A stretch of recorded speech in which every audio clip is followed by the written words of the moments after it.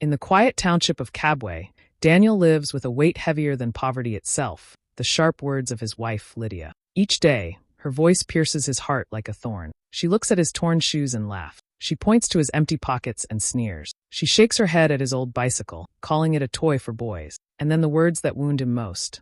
You'll never be a real man. For Daniel, these insults do not stop at the door of their small home. Their neighbors hear Lydia's voice cutting through the thin walls, carried by the wind into the street. Some pretend not to listen, but others whisper and chuckle. The shame spreads like fire, burning Daniel from the inside. He avoids their eyes, walking with his head down, as though each stare is another insult added to the pile. What makes it worse is that Lydia does not care who is listening. She mocks him when visitors come, when children play outside, even when women gather water nearby. Daniel feels trapped, stripped of his dignity in his own home. His silence, which he hopes might bring peace, only feeds her cruelty. Each word chips away at his spirit, but he holds it all inside. At night, when the township grows quiet, Daniel lies awake. The laughter of neighbors still echoes in his ears. His heart aches with questions he cannot answer. Is he truly useless? Or is there still a way to prove them all wrong? At the busy market in Kabwe, Lydia's voice often rises above the noise of sellers and buyers. She does not keep her anger at home. She points to Daniel's thin clothes, his bicycle parked at the corner,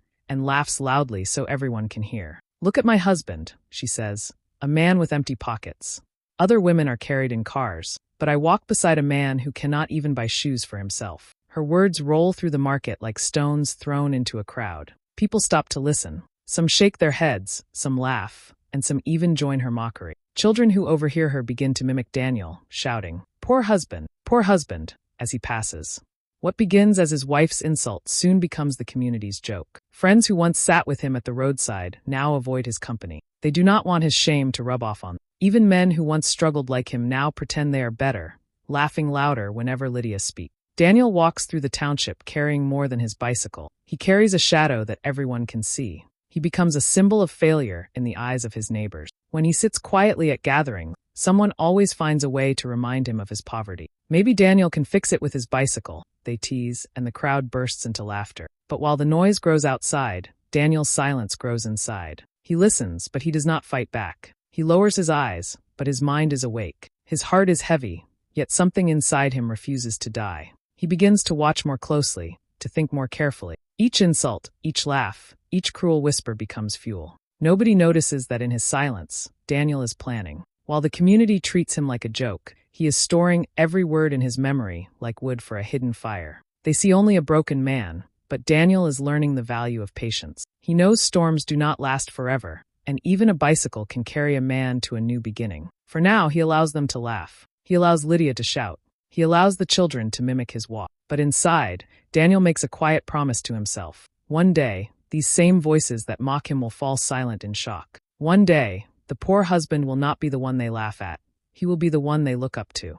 When the township goes quiet at night and Lydia falls asleep, Daniel quietly slips out of the house. While most men rest after a long day, Daniel pedals his old bicycle through the dark streets, heading toward a small mechanic's garage on the edge of town. The owner, an old man with grease-stained hands, allows him to work night shifts.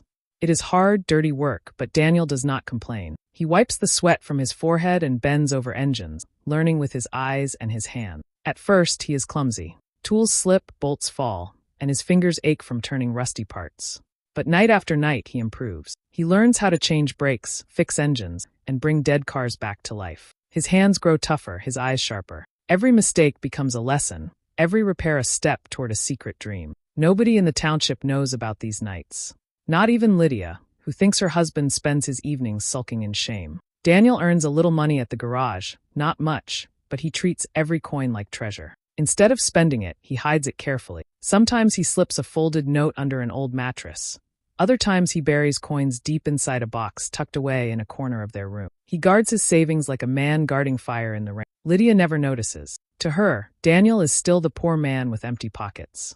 But Daniel is not just working for wages. He uses his growing skills to take on small side jobs. A broken-down car by the roadside, a neighbor's motorbike that refuses to start, Daniel offers help. He charges less than others, building trust and sharpening his craft. Slowly, his reputation in quiet circles begins to grow, though not loud enough to reach Lydia's ear. Every insult she throws at him becomes a reason to push harder. When she calls him useless, he remembers the engine he brought back to life. When she mocks his bicycle, he thinks of the coins hidden under the mattress. When neighbors laugh, he reminds himself that their laughter cannot stop him from learning. His patience is no longer weakness, it is strength. There are nights when his body aches so much that he can barely stand. He returns home with grease on his hands, washes silently, and lies down beside Lydia, who never asks where he has been. Sometimes she even scolds him for coming home late, never imagining that he is sacrificing sleep to build a future. Daniel keeps his secret close to his chest. He knows revealing it too soon would ruin everything. For now, he carries the weight alone, but inside, a fire is burning brighter each day.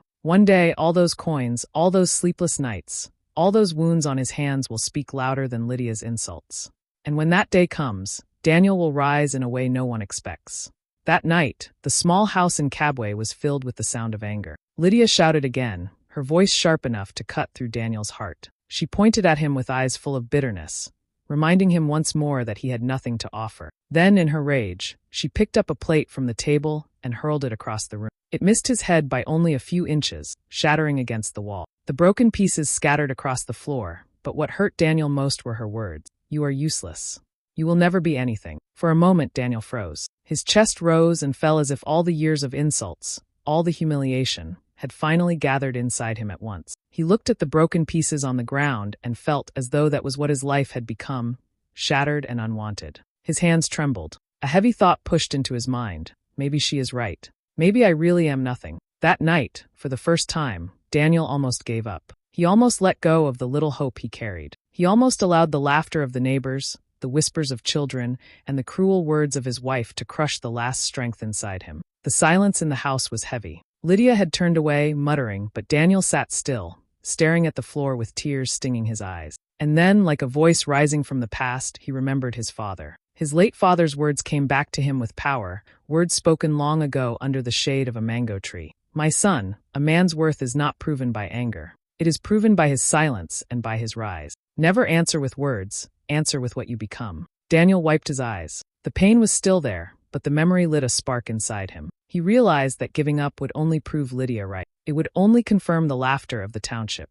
But if he stayed silent, if he kept working in secret, if he refused to let their mockery define him, then one day his rise would silence them all. From that night, Daniel made a vow deep in his heart. He would not allow broken plates or broken words to break his spirit. He would carry the insults, but he would not be crushed. He would take the shame, but he would turn it into fuel. He promised himself that the same people who now mocked him would one day see a man they never expected. As he lay down that night, listening to the quiet breathing of his wife beside him, Daniel's mind was no longer filled with despair. It was filled with determination. He whispered to himself, so softly that no one could hear, "I will rise. I will prove them all wrong."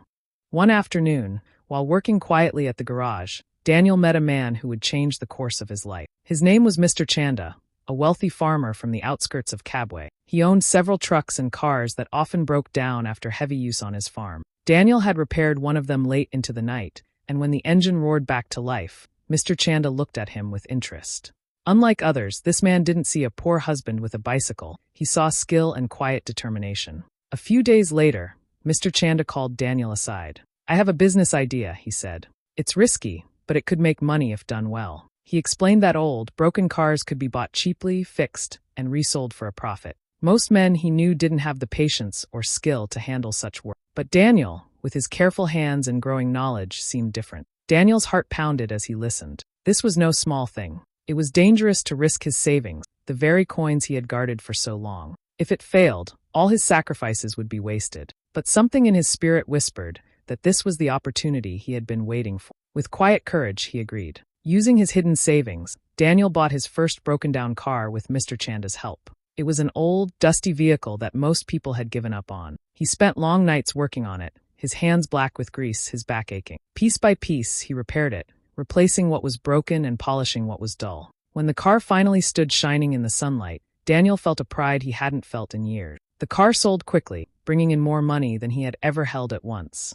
Daniel didn't celebrate loudly. He didn't even tell Lydia. He simply folded the notes, counted them twice, and hid them carefully. Then he reinvested. Another car. More long nights. More grease, more sweat, more patience. And again, another sale. Slowly, the pattern began to repeat. Buy, repair, resell. Each time, his profit grew. Daniel's hidden income soon became larger than Lydia could ever imagine. While she still mocked his bicycle and empty wallet, Daniel was secretly building something solid, something lasting. His silence was no longer weakness, it was his strongest weapon. Every time she insulted him, he smiled quietly to himself, knowing that the truth was changing behind the curtain of her ignorance. What the community still saw was a man with worn-out shoes. But behind the scenes, Daniel was no longer the poor husband they laughed at. He was becoming a businessman, a man of vision, a man who had turned shame into strength. The day would come, he knew, when the world would see it too. For now, he kept his head low and his work steady. The rise had begun, and there was no turning back. Lydia had grown tired of living with Daniel. In her eyes, nothing had changed. She still saw the worn shoes, the bicycle, and the quiet husband who never argued back. She didn't notice the late nights, the grease on his hands, or the careful way he hid his earnings. To her, Daniel was still the poor man she regretted marrying. One afternoon, as the sun baked the dusty streets of Kabwe, Daniel returned home earlier than usual. He stopped outside the yard when he heard voices. Lydia was laughing, her tone soft and playful, unlike the sharpness she always used with him. She was speaking to their neighbor, a man with money, a man who drove a shiny car and wore clean, expensive clothes. Lydia leaned against the fence, smiling too brightly, touching her hair as she spoke. The sound of her laughter burned Daniel more than her insults ever had. But that wasn't all. Later, as she sat with her friends in the market, Lydia spoke even louder, not caring who heard. "Sometimes I wonder why I married Daniel," she said with a bitter laugh. "What kind of man has nothing to his name? I could have done better. Maybe I still can." Her friends giggled, whispering among themselves, and some even nodded in agreement. The word spread through the market quickly, carried like gossip always does, and by evening half the township was repeating it. Daniel heard it all. The betrayal cut deep, deeper than any insult before. It wasn't just her mocking his shoes or his bicycle. It was her saying she wished she had never chosen him. It was her openly offering her pride to another man while stripping Daniel of his dignity. For a moment, he felt the familiar sting of shame rise in his chest. He felt the anger pressing against his silence, begging to break free. But Daniel did not explode. He did not confront her. He did not even show the pain on his face. Instead, he swallowed the bitterness and walked away quietly, his steps steady, his head unshaken. Lydia thought he was weak. She thought his silence meant defeat. What she didn't know was that his silence was the armor protecting his secret plan. At home, Lydia carried on as if nothing had happened. She still mocked his bicycle, still spoke with sharp words, still looked at him like he was nothing. But Daniel's heart had already shifted. He no longer listened with despair. He listened with determination. He told himself, "Her betrayal will not break me. It will only make my rise stronger." In the stillness of the night, as she slept, Daniel counted his savings again.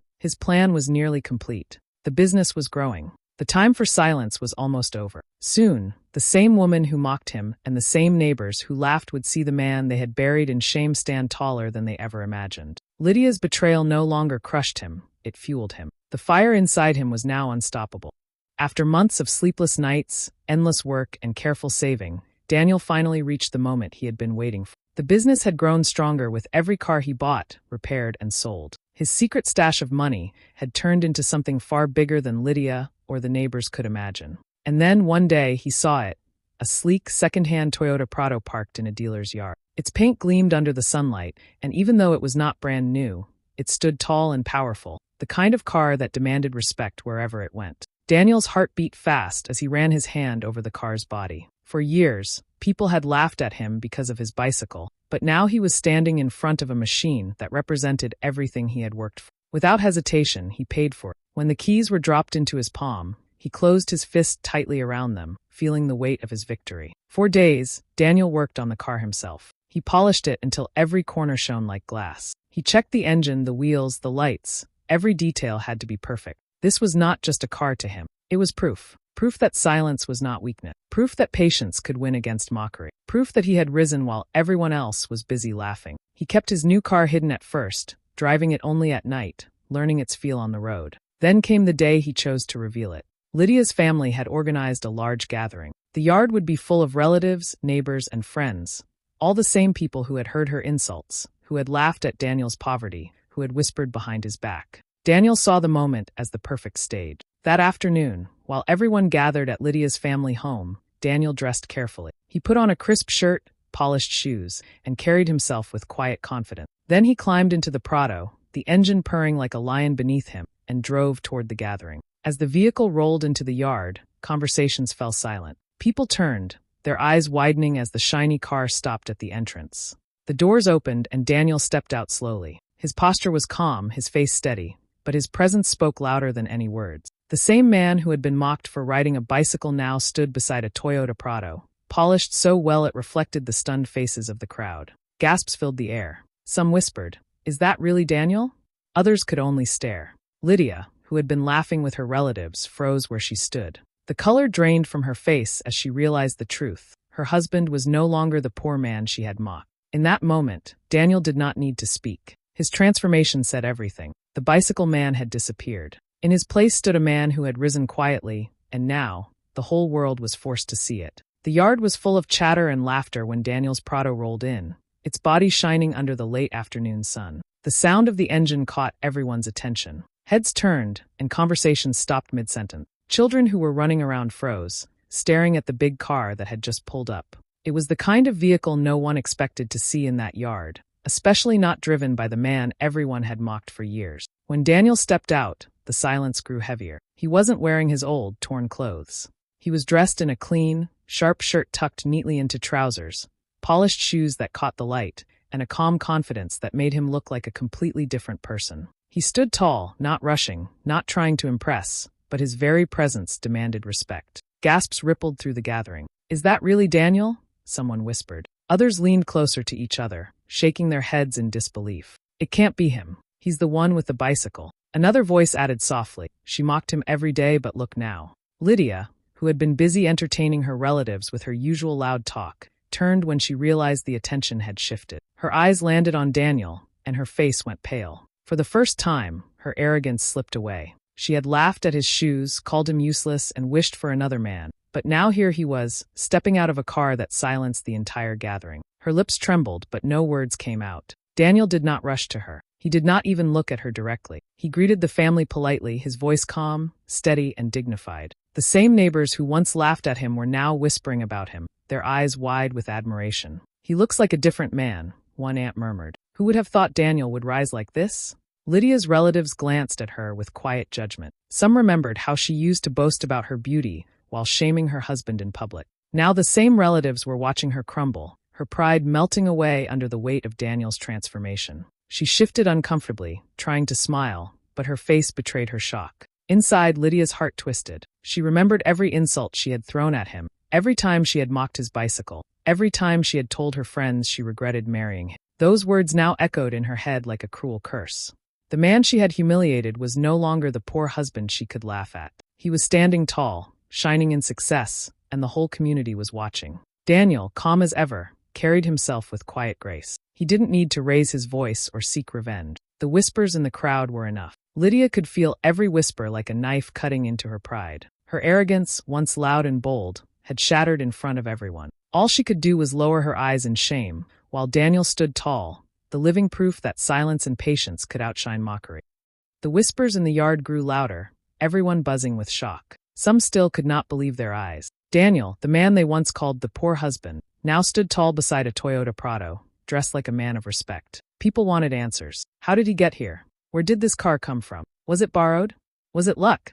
Daniel raised his hand gently, and the murmurs settled. He looked around the gathering, his face calm and steady. For years, they had seen him as a man too weak to speak. But this time, his silence was broken, not with anger, but with dignity. "I know what many of you are thinking," he began softly. "You are asking how a man who once rode a bicycle can drive this car today. You wonder how a man mocked for his poverty can stand here like this." He paused, his eyes scanning the crowd. Nobody moved. Every ear was fixed on him. Daniel continued, "For months, while insults were thrown at me, while I was laughed at in the markets, while children called me names, I was working. I was learning. I was saving. I built a small business, repairing and reselling cars. Slowly, coin by coin, I turned shame into strength. Today, I own a car business that is growing every day." Gasps echoed around the yard. Some covered their mouths in shock. Others nodded in admiration. A few even clapped softly, their respect rising with every word. Then Daniel's voice grew firm, carrying a weight that made everyone listen even closer. "I want you to understand one thing. Poverty is not permanent. A man can rise from nothing if he is patient and determined. But disrespect," he said, his eyes glancing briefly toward Lydia, "is unforgettable. Words can cut deeper than hunger. Laughter can wound more than poverty. And betrayal is heavier than an empty pocket." Lydia felt her chest tighten. Each word struck her harder than any insult she had ever thrown at him. She could not meet his eyes. Her mind raced back to every cruel word she had said. Useless, poor regret. She remembered mocking his bicycle, shouting at him in public, even wishing for another man. Now, in front of her entire family and community, the truth had flipped like a mirror. The man she had humiliated was the man everyone now admired. Daniel did not raise his voice. He did not boast.